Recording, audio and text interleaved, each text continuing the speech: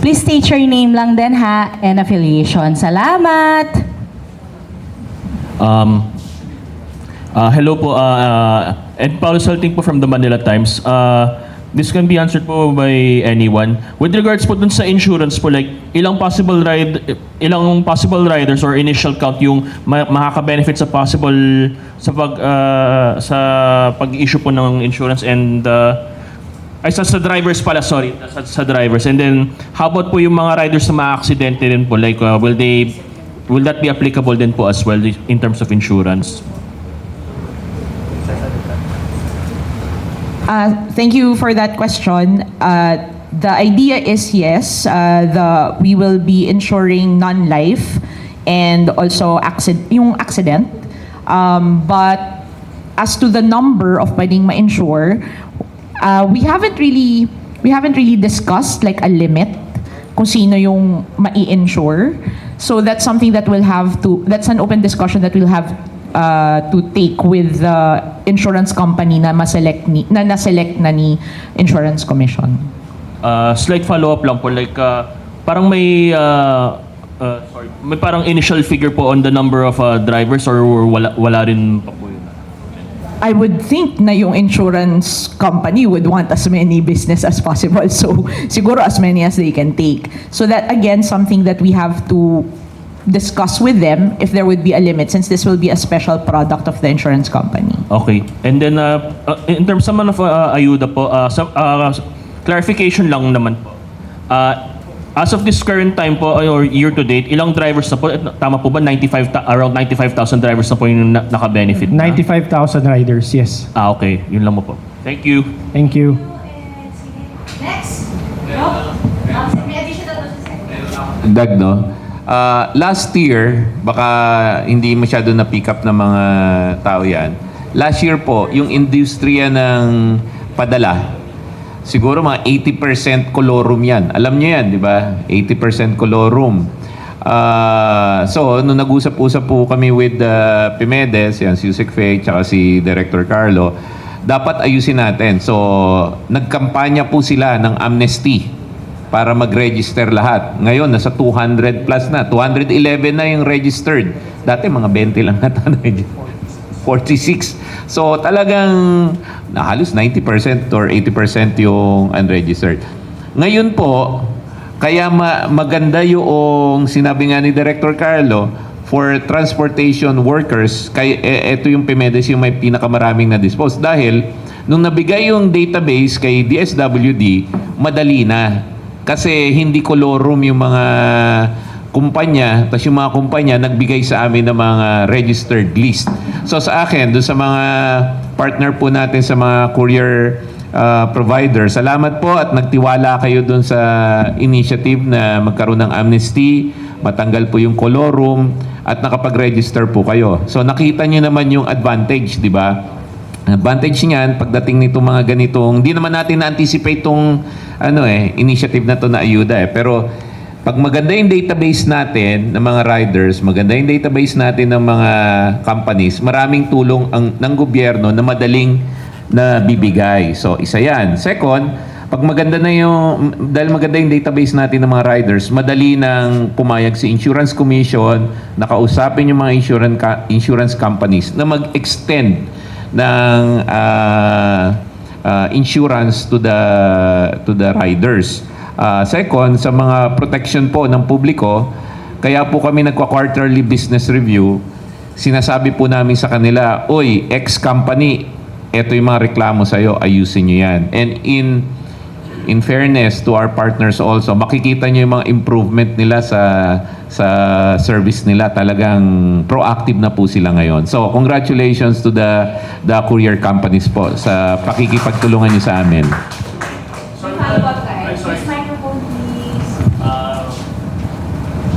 Sorry, Secretary, like clarification lang din po ulit on that.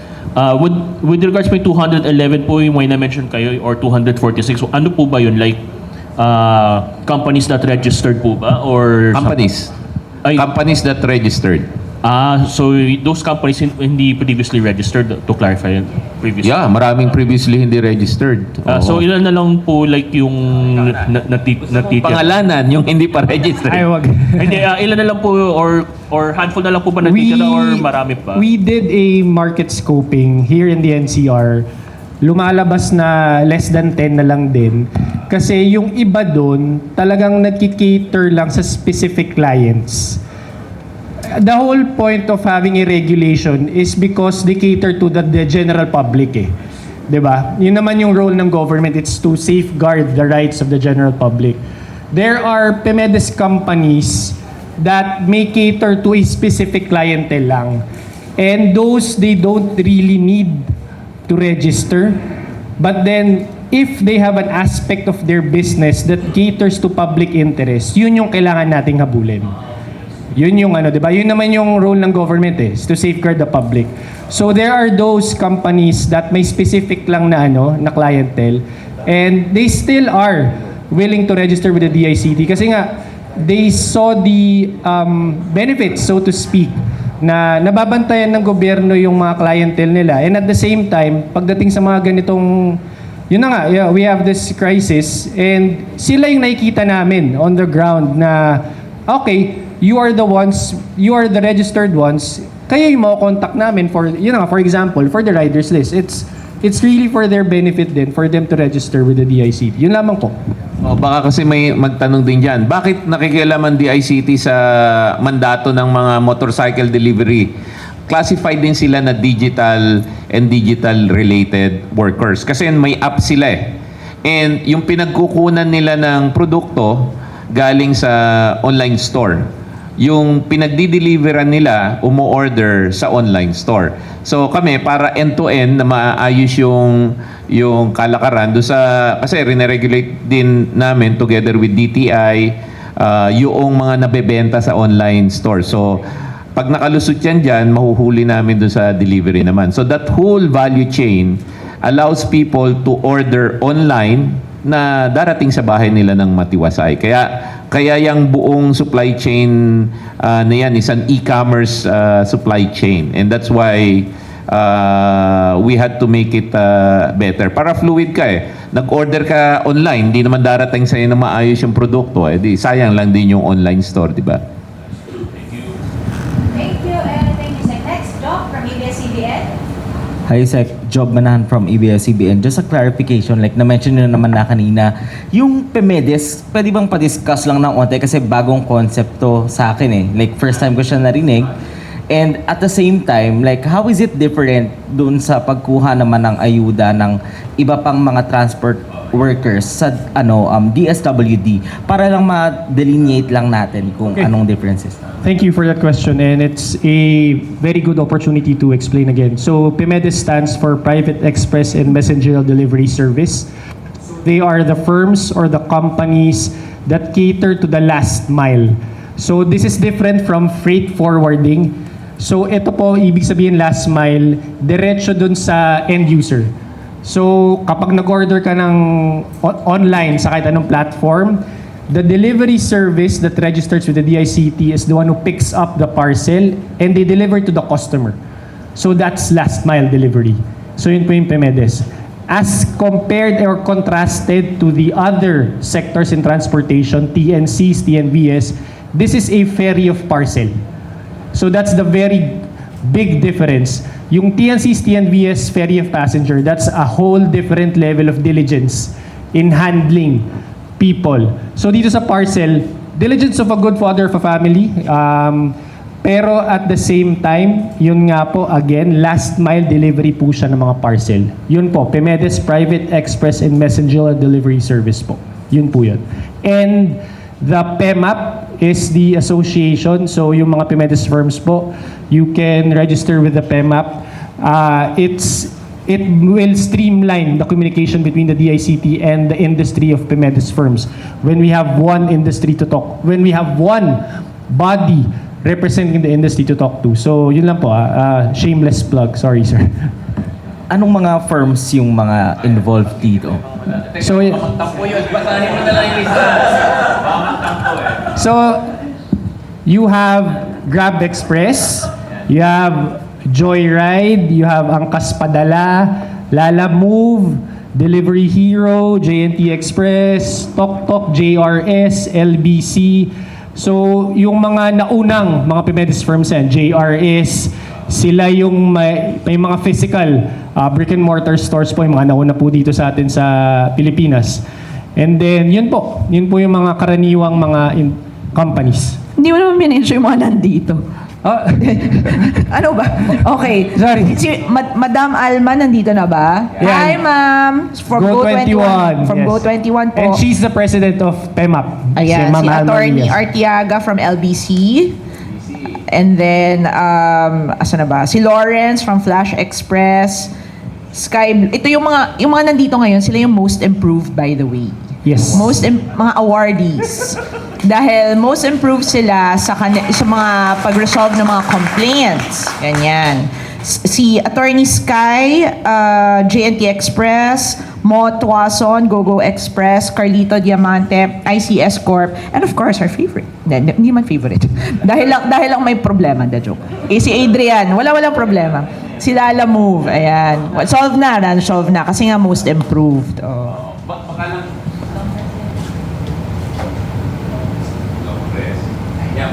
Baka lang kasi malito kayo. Like, angkas.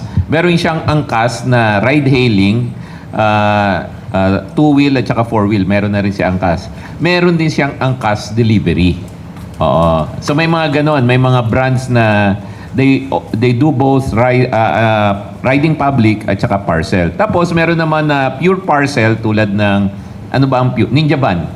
Walang tao sa Ninja Van. Or Lala Move. Wala naman kayong, no? Meron din. Sino ba ang LBC? Yan, LBC, wala sila yung passengers, di ba? So yun. So sa amin is yung pagtao na yung sinakay mo, iba na yun. Ano yun? LTFRB tsaka LTO.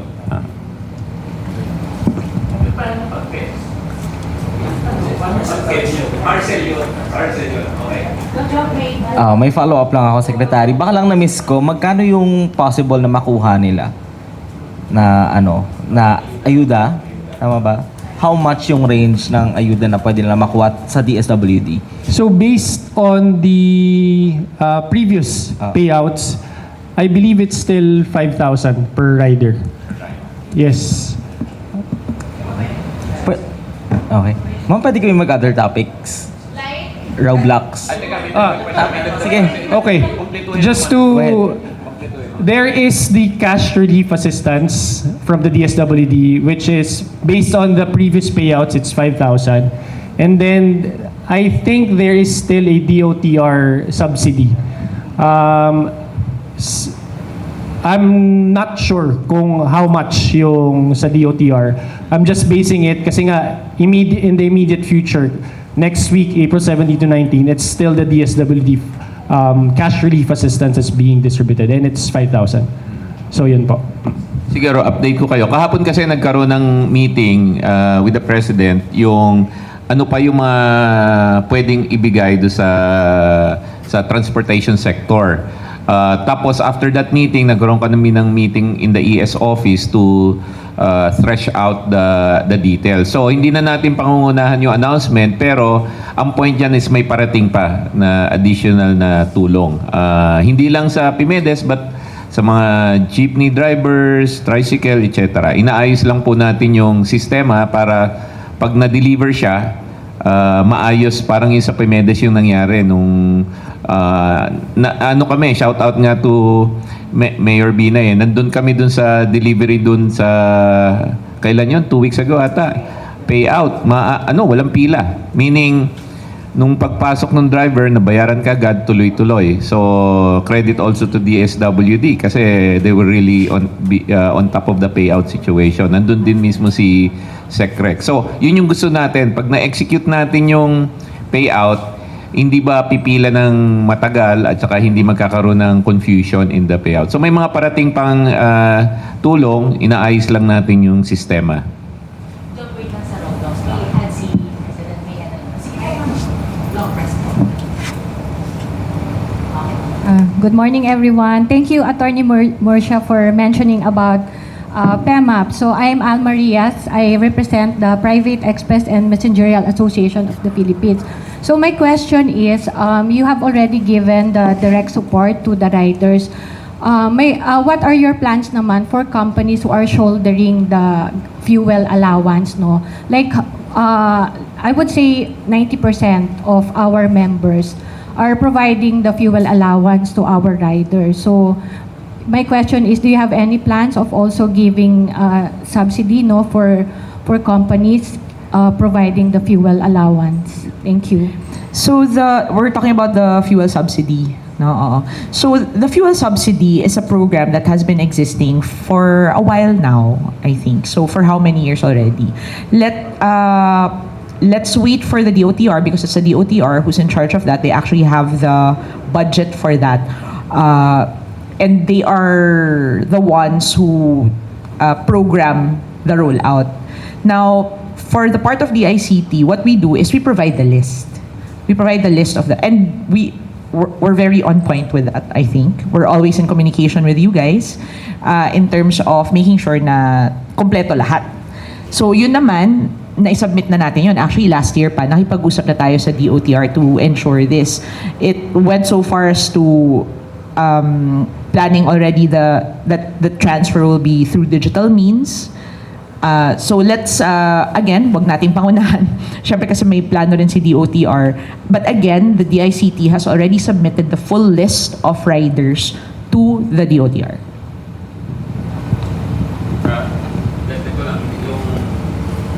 Yung funding also comes from DOE. Shout out to Secretary Sharon Garin.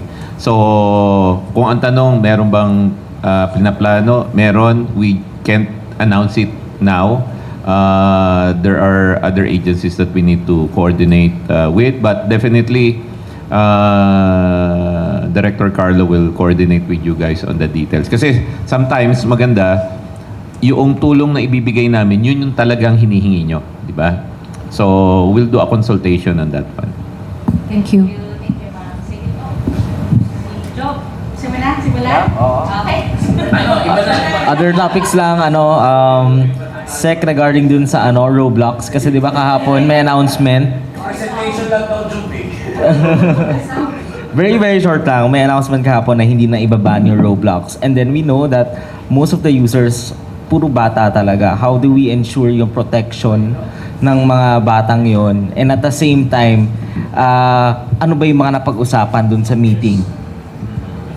Diba dapat yung sa presentation si Joby? And kidding aside, actually, clarify lang namin, hindi pa off the table talaga yung ban na yan. Kasi it was adverted yung deadline natin ng April 10, pending the compliance. Pero to be fair with Roadblocks, natuwa ko kami ni Sec Henry about the meeting yesterday. Kasi lahat nung hiningi natin with them, parang amenable ho sila or parang payag ho sila. It's just a matter of paano natin i-execute. So, next week, Sec, di ba, parang may another set of meetings tayo for the road mapping, paano i-execute. Ang talagang binigay kagad sa atin na Roadblocks is yung green lane or yung hotline para mag-report kagad tayo for two things. One, para mag-take down ng mga harmful contents, lalong-lalo na sa mga bata. And two, para doon sa mga sapinas natin pag naka-identify tayo ng threat actors, mga criminals, mga pedophiles dyan sa loob ng platform nila, mahabol ho natin. So, yun yung mga binigay nila immediately. Tapos, on the works, yung paano sila magsiset up ng mga rep office here. And yung integration nila doon sa PhilSys system natin for age verification. I think, hindi lang naman Pilipinas ang humingi nun. They mentioned South Korea. So, natuwa naman ho tayo. So, pending next week, formalization ng agreements, ng roadmap natin, at saka yung joint press conference ng Roblox at the DICT next week. Siguro dagdag ko lang, we'd like to, yung storya no Roblox na yan. 2 weeks ago, before the Holy Week break, maraming report na in-escalate sa amin from DOJ to NBI, PNP, etc. So, ang immediate action namin was not blocking or banning. Hindi tayo ganon. Dumadaan po tayo sa due process. And kinonsulta po natin yung mga dalubhasa dyan sa platform moderation. So, kinonsultan, nag-shoutout po kami kay, shoutout kay Professor Dicini kasi the famous Dicini Supreme Court case. Ayaw po natin na ma-violate any Supreme Court decision or any legal process, di ba? So, sinundan po natin yung due process. Nagbigay tayo ng notice kay Roblox. Siyempre, hindi naman ura-urada ibaban mo yan. Magbibigay ka ng notice. Ganun po yung ginagawa namin sa DICT. Mabilis lang kami gumalaw. Like DICT, CICC, NPC, NTC. Pag may issue na ganyan, ano kami kagad? Usap kami. Then, send kami ng notice. Siyempre, pag nagbigay ka ng notice doon sa platform, hindi naman tipong, ayusin mo na yan bukas. Hindi naman pwede. We also have to give them reasonable time. So, si Yusek Aboy, nag-usap-usap ko, sinuggest niya April 10 ba? Yung original. 7, 8, 9. So, sabi namin, sige, bigyan namin kayo hanggang April 10. Kasi naman, hindi naman tayo po pwedeng unreasonable. So, sila naman, credit to Roblox, nag-respond naman sila kaagad. Credit also to our legal team, nila Yusek Sara. Nakipag-usap po sila. Hindi po to isang sulat lang. Usapan po yan. Matagal na nag-uusapan. Then, after the Holy Week, nangako sila na bibigyan nila kami ng solution. So lumipad po sila kahapon. No less than the regulatory team international, yung head ng regulation and policy, public policy ng Roblox, bago nating kaibigan, si Edward. Si Edward, kasama yung buong team niya, kasama yung law enforcement head ng team niya. 5 po sila. Kasama nga si secretary ka rin lang before, di ba? Advisor nila, may advisor pa sila. Nag-prepare po sila. Kami naman, we were pleasantly surprised kasi yung hiningi namin ng mga controls na safety by design, dapat naka-default yung mga settings sa pagprotekta ng mga bata. Hindi ba yung tipong magulang pa ang makipagtalo sa mga bata na, hindi, tatanggalin ko sa iyo yung chat. Hindi, tanggal na muna yung chat, pupunta ka sa magulang para i-on yung chat. So, safety by design, pinasok na nila po yun. Yung mga ginawa nila, yun yung mga feedback po natin sa kanila 2 weeks ago. So kami naman, wow, okay, maganda yan. May mga in-implement na sila. 1, yung chat. Off yan by design. I-on mo lang yan kapag ka may permission yung magulang. If you're 9 years old below, wala kang chat. Kasi yung chat ang delikado eh. Second, meron na silang AI na age verification AI na yung bata kukunan ng facial, sasabihin niya kung above 9, below 9, etc. Hindi pa siya 100% foolproof. Lahat naman ng sistema may mga quirks pa, pero nakita mo gets nila, pareho na tayo ng pananaw with Roblox. So this week mag-April 10 na, mukha naman pagbinan naman namin sila ngayon para namang unfair naman yun. Nagpakita sila sa amin na may mga gagawin sila. So, next week, yun nga yung sinasabi ni Yusek Aboy, next week, we need to see the proof na gumagana yung mga control. So, maglo-launch sila next week. At hindi lang po sa Pilipinas yan, worldwide. Yung isang sistema na tulad ng Roblox na may 100 million users worldwide, hindi naman, mahirap kasi yung ilo-launch lang namin sa Pilipinas, di ba? So sa kanila, binigyan natin sila ng panahon, next week ilo-launch nila worldwide para yung mga kabataan natin na nandito, na let's say nagpunta sa ibang bansa, protektado rin. Hindi naman pwede na dito lang sila protektado. So yun, we appreciate the initiative of Roblox. And next week nga, sabi ni Yusek Aboy, we will do another press conference. I-inaugurate natin yung mga bagong features nila dito sa Pilipinas that will be applied worldwide. Kaya wala naman kaming hihingin pa doon. Humingi lang naman sila ng konti pang panahon na we feel naman it's safe. Now, doon po sa mga kabataan, naiintindihan po namin na tututo kayo sa Roblox. Sana maintindihan nyo rin po na yung mga magulang nyo gusto kayong protektahan. At kami rin po gusto namin kayong protektahan. Gagawin nating safe and very engaging po yung digital playground ninyo. Ang kagandahan din nito, pag nagawa yan sa Roblox, walang dahilan yung mga ibang games para hindi apply yung same safety protocols po. So, abangan next week. Dahil next week, makikita nyo na yung mga controls. Yan. Okay, thank you. May last 3 questions tayo, Sec, from our media friends. Sige, Grant from Bombo Radio. Go ahead. Yes po, good morning po sir. Follow up lang din po sa Roblox. Baka meron po kayong instruction light lang po sa mga parents po natin kung ano yung approach nila sa mga children nila sa paggamit po ng naturang gaming platform. Alam mo, sa akin, do sa mga magulang din naman ako eh. So, syempre, kanya-kanyang parenting method yan. Hindi ko na pangungunahan yung wisdom ng mga magulang on their parenting. Pero ang suggestion ko lang, kung ano yung ginagawa natin sa physical playground, di ba pag yung bata dinala mo sa playground, titignan mo muna, may delikado ba dito sa playground na to? Safe ba to? May mga lurkers ba dyan na mga mukhang diskumpiyado ako, na mga hindi ko kilala na mga matatanda na wala namang kasamang bata pero nagle-lurk. So, stranger danger ba? Tapos yung lagi mong pinapangaral sa mga anak mo, don't talk to strangers. So kung ano yung panuntunan ko sa playground, yun din ang siguro isasuggest ko sa mga magulang, treat Roblox as a digital playground. Pagka pumunta yung anak nyo dyan, like any other playground, kailangan alamin mo rin kung ano yung linalaro niya. Ano ba yan?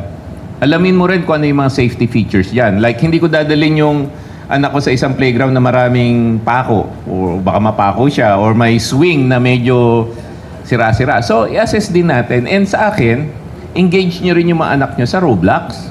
Pwede rin naman mga magulang na makita nila, uy, magandang matutunan to.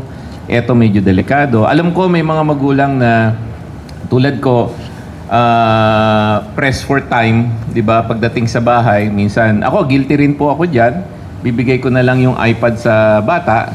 Pero bago ko ibigay yung iPad sa bata, titignan ko muna kung naka-on yung mga parental control. So, yun lang yung suggestion ko doon sa mga magulang natin. I'm not saying that's the perfect way to do it, but ako, that's what I do. And sir, another question. Pero, go sir. May dagdag si yeah. Napag-usapan din kasi namin kahapon yung rollout ng digital literacy campaign namin with Roblox. Gagawa sila ng mga contents para sa digital literacy.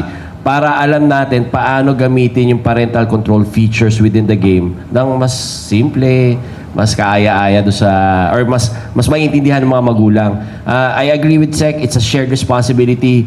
May pagkukulang siguro yung platform, pero hindi rin natin maiwasan na kailangan may supervision din yung mga magulang. So at the very least, tama yung sinasabi ni Sec, tingnan natin, alamin natin, aralin natin yung space kung saan naglalaro yung mga anak natin. Doon sa education piece na yon, nag-agree kami ni Roblox, we'll partner with them so that we can, ang isa pa na maganda sabi ko kay Roblox, alam nyo, kailangan nyo rin ng data center, ba't hindi nyo tignan ng Pilipinas para magtayo kayo dito ng data center at saka magtayo kayo ng headquarters. Sa kanila naman, it's a welcome thing. Sabi nila, oo nga marami kaming user sa Pilipinas, bakit naman hindi na lang natin ilapit dito yung servicing. Naka-generate pa tayo ng industriya sa Philippines. Malay mo, maging Roblox Development Center ang Pilipinas. Sir, baka makalimutan lang sir. Kanina kasi nabanggit yung complaint hotline po natin about sa deliveries. Sir, how about po with regards po sa current crisis po ngayon on fuel? Kumusta naman po yung monitoring natin sir sa mga complaints na natatanggap natin about overpricing or hoarding? May natatanggap po ba tayo, sir? Kung meron po, ilan po?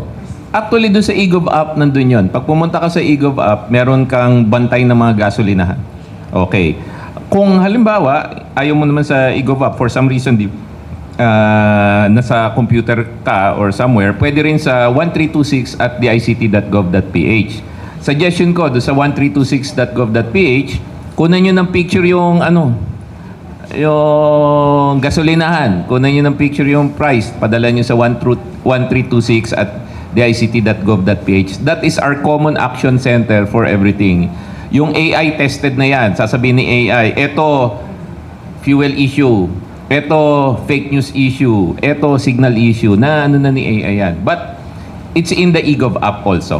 Pag pumunta ka sa eGov app, you can report an abusive fuel station, gas station. Sir, may numbers po tayo kung ilan na yung na-respond po natin ng complaint, sir. Ikaw. siguro balikan namin kayo. Hindi, ang trinatrack kasi namin ngayon yung ano yung paayuda muna But that's something that we will get to this week para masigurado. So far hindi naman ganun karami. Usually we solve problem by prioritizing So pagka hindi nagbabubble up ng mataas, but we'll attend to it. Okay, kaya. Sige, Hello. Hello, Sec. Hello po. Raymond from PNA. So this is just a clarification, sir. You mentioned earlier yung number ng PEMEDES riders who have already received the subsidy. Just to repeat it para lang malag po ulit. Percentage na rin and amount per person. Tapos, what are the plans for a second or even third batch of subsidy? So as far as the information as the DICT has received already, so if I may repeat, so next week, April 17 to 19, so Friday, Saturday, Sunday, is a special payout for those who did not receive during the initial wave 2 weeks ago, made here in the NCR. So please monitor the social media pages sa Facebook, yung official, verified, yung may blue check, ng DSWD, LTFRB, and the DICT. And for those riders outside the NCR, it's April 28 to 30. Again, venue pending. The announcement will be on the social media pages of DSWD, LTFRB, and the DICT. Thank you, sir. I mean, since the oil crisis, energy crisis is still ongoing, will there be another batch? Meaning the people who have already received a subsidy today, will they receive another batch of subsidy? That is still up for discussion, but we are moving in order to, in addition to that, nabanggit na naman din ni Sec Henry, na ayaw din namin pangunahan yung ibang ahensya. So apart from the DSWD cash relief assistance, there are still more subsidies or assistance to be given. Yun nga, nabanggit din yung sa operators. If maaari, we will be consulting with President Almarias on that. And the other forms of subsidies that may be processed with the other agencies, such as the DOTR, DOE, and the DSWD. So, yung for the immediate future naman po, yung may definite dates na, again, April 17 to 19, that is the DSWD cash relief assistance, and then April 20 to 30 for outside the NCR. Siguro dagdag ko, kasi karamihan fuel, di ba? So, isa sa mga pinagkakagastosan ng mga riders, yung internet connection din. So, we're already talking to the telcos na ang dami ngayong magiging dependent on access. So, one, nakita nyo naman yung effort nila to fix all the signal na. So, ano yan? Bantay signal, tuloy-tuloy yan. So, Kamanava, as I've said, yung mga fiber optic cable, credit to Converge, inayos nila yan. Si Smart is doing double time to put up more cell towers ngayon. So, inaayos nila yung signal quality and service continuity. Para pag nag-order ka sa bahay, may connectivity ka. Pag rider ka, kahit saan ka pumunta, may connected ka. And para makapag-expand sila nationwide. Oo. Direct to cell ni Globe, ilo-launch na ng April para pag nagpa-deliver ka sa probinsya, walang cell site, pagka Globe yung gamit mo, meron kang connectivity. Now, ang isa sa mga nakita nyo na nag-launch si Converge, hindi siya makapagbigay ng discount pero nagdadagdag siya ng speed at saka load. So nauna na si Converge, yung mga iba nating kasama sa telecoms industry, nag-iisip na sila ano yung pwedeng itulong natin dun sa riding public with their internet service. Shout out din kay Chairman Artes kasi binigyan niya ng exemption sa number coding yung mga telco companies. So that they can work 24/7 to fix whatever telco facility they need to fix sa Metro Manila. So yan yung mga Metro Manila lang naman may number coding di ba? Yung iba wala naman number coding. So yan, so hindi lang fuel, the next coming week siguro we'll make announcements more on how we can now help din naman on the internet affordability side. Thank you, Sec. Just one last question regarding Roblox. Hello. Sir, so what can actual users and long-time users, current users of Roblox, what can they expect that will change following these negotiations? So, additional safety. Actually, this whole exercise was really for child safety. Yung mga legitimate users natin, mas magiging safe sila, mas magiging productive sila, yung mga developers natin, mas magiging maayos. Lalong-lalo na pag halimbawa pumunta talaga si Roblox dito kasi during our consultation with them, sila mismo may mga reklamo kay Roblox na hindi nasasagot because AI nga yung sumasagot sa kanila.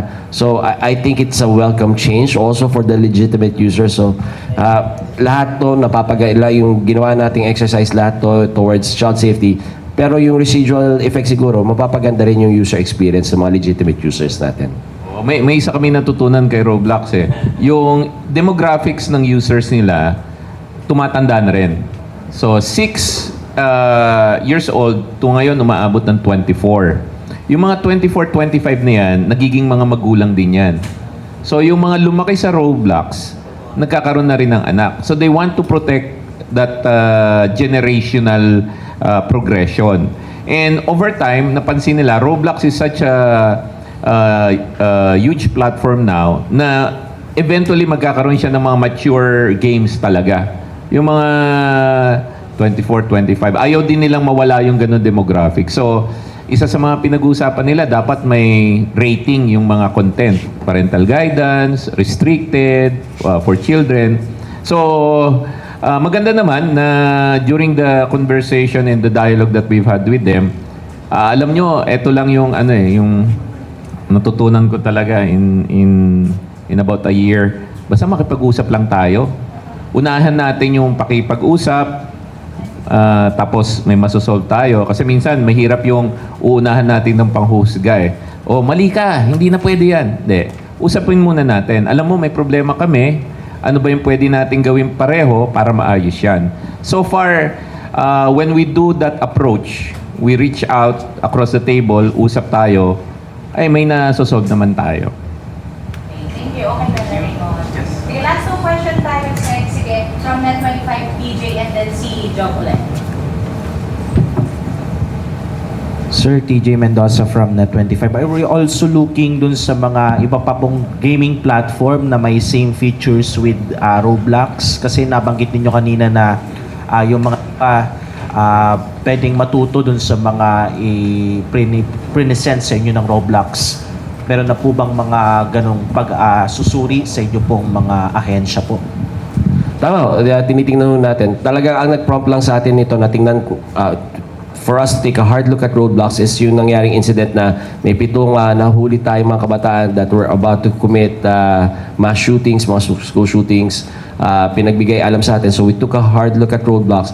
Pero tama ko kayo, during the discussion, maraming lumabas na iba't ibang mga gaming platforms, messaging platforms na kailangan yung same standards ng child safety, implement natin all across these platforms po. Pati, isama ko na rin po, hindi nawawala yung usapin ng data privacy, kaya nga dito si Comshan. Hindi na, di ba, gigito mo yung segue. Hindi nawawala yung issue ng data privacy dyan. Kasi minsan sa Roblox, ang ibang mga reklamo rin, nakukuha yung mga information ng mga bata na nagagamit. So, yun yung gagawin natin all across all these platforms. Sir, ano yung sanction kaya ng mga gaming platform pag hindi nila sinunod yung mga standards na sineset natin? So, tingnan natin. Yung kaya namin na nagsabi tayo na ibaba si Roblox kasi wala silang office dito, wala tayong nakakausap dito. Because of that warning, pumunta si Roblox dito. Yung mga nandito na, we applied the Disney ruling. We would apply for a court order to have them banned kasi may representation na sila dito eh. So, yun yung magiging natin eh. If they would not comply, kasi iba't ibang rules. may criminal, mamaya sabihin ni Comjan ano yung talagang sasama kita sa usaping tulo ko. Sasabihin ni may mga sa data privacy issues, may criminal rin yan, may mga criminal sanctions din yan dito sa mga violation ng 10175 which is the Cybercrime Prevention Act. Pagdating sa mga ICT violations yan, may mga criminal sanctions din yan. So hindi rin ligtas. For the platforms, pwedeng iban. For the threat actors na specific na nakita natin, pwedeng hulihin yung mga yan. Diyan.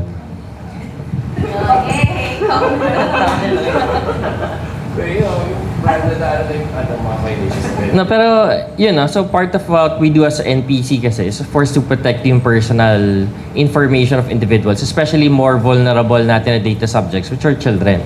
So we have also initiatives to create awareness among not just yung mga older data subjects, but even children.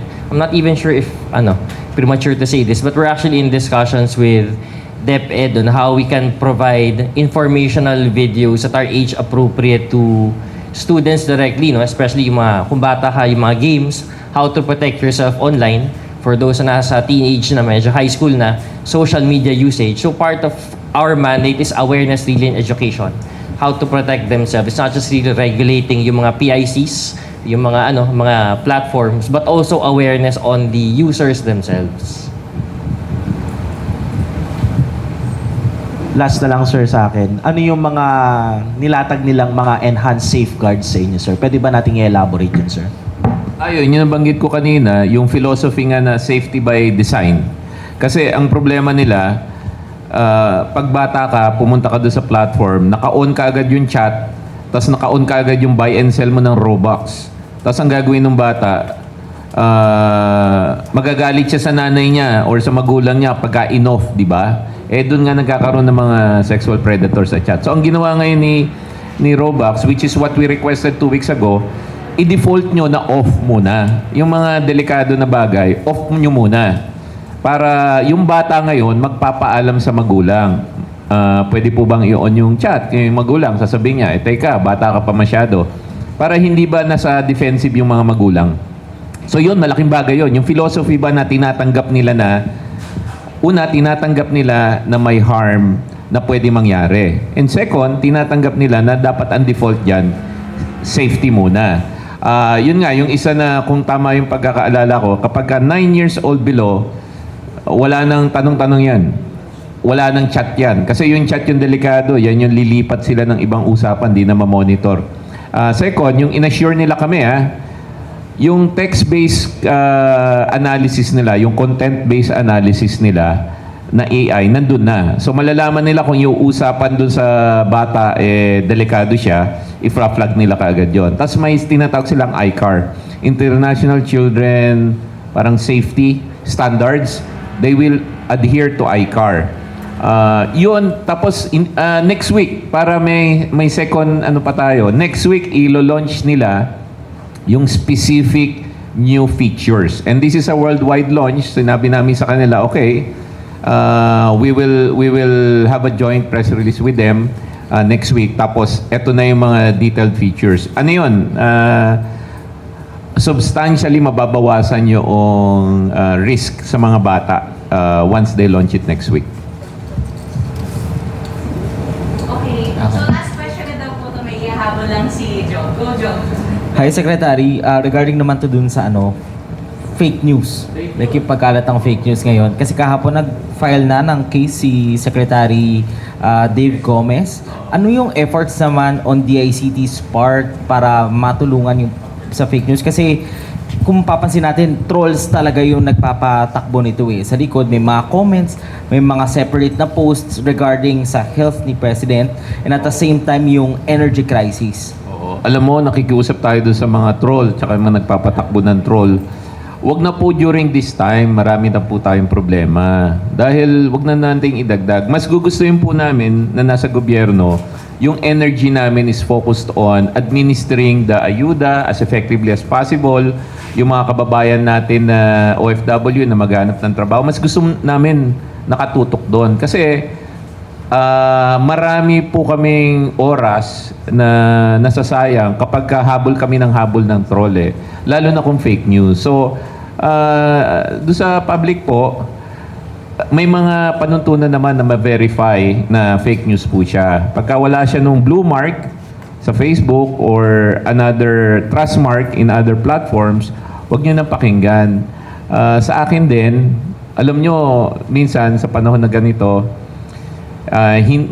yung bang pagka meron kayong mga controversial na minsan may ibang tao nalilibang siguro, may iba naman natutuwa na may mga nag-aaway. Wag po muna ngayon, hindi po yun napapanahon. Ang ginagawa po namin sa DICT, CICC, and the rest of the agencies, pag may problema na ganyan, ilagay nyo rin po sa 1326@dict.gov.ph. Bakit po email? Kunan nyo ng screen cap, kunan nyo ng URL, tapos diretso na po tayo sa mga platform. Ang mga platform din naman, halos gabi-gabi kausap namin yung mga platform, nagre-report po sila sa amin ng mga proactive takedown nila. Kapag related sa economic disinformation, yung panuntunan ng 154, nandun yon. Kapag ina-encourage yung mga tao na mag-violate ng batas, etc., lahat yun automatic tinatanggal nila. Ang masakit lang dyan, yung isipin nyo, mga 98-99% ng mga ganyan proactively natatanggal nila. Yung mga nakikita nyo is mga 2%. So, ang laki nung nung trabaho na ginagawa para proactively ma-prevent yan. Kung yung effort na yon, baliktarin natin. Gawin natin na we talk about issues that could help people move up.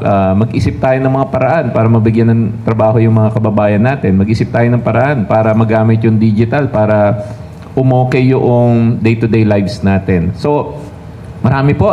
Actually, sa totoo lang, yan yung yan yung almusal, tanghalian at hapunan namin na ata ng CICC.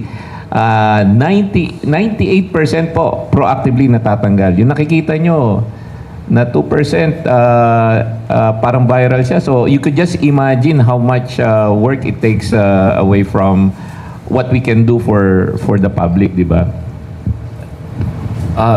To answer this question specifically, so kami, because of our relationship, sabi nga ni Sec, with the platforms, we try to stop the spread. So may demotion function, yung mga platforms, ginagawa natin yan.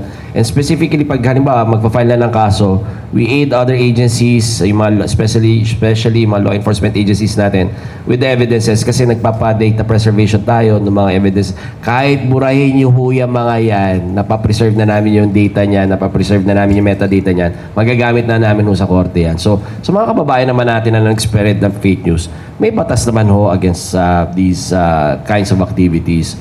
Wag na ho natin testingin yung patience at saka limitations ng ating mga opisyalis ng pamahalaan, especially if it comes to national security, etong mga yung trust in government, yung mga medyo hindi na natin papalagpasin. Okay, thank you. No other question? All right, and that concludes our DICT Kapihan for today. Once again, to our media friends, to the members of